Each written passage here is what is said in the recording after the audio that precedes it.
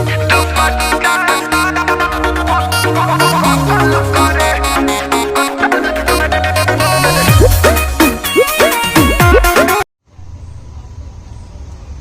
दोस्तों, मैं आपका अपना दोस्त मुंबई काट वाला लेकर के एक न्यू रिव्यू वीडियो, जो कि खेसारी लाल का अभी नया आया है टीजर, दुपट्टा कत्ल करे।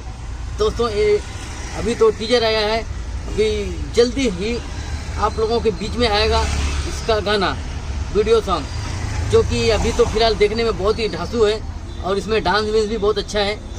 खेसारी लाल ने अच्छा डांस किया, अच्छा काम किया है और बहुत ही अच्छा उनका लुक इसमें दिखाया गया है। जो बुलेट पे बैठ के आते हैं और उतरते हैं, उसके बाद जब उनका डांस दिखाया गया बहुत अच्छा और बहुत ही सॉलिड है।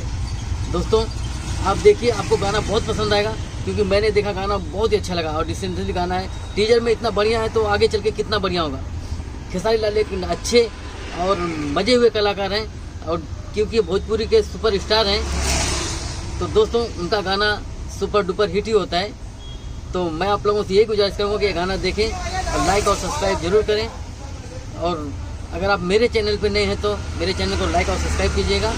फिर मिलेंगे अगले वीडियो में, तब तक के लिए जय हिंद, जय श्री राम, नमस्कार दोस्तों।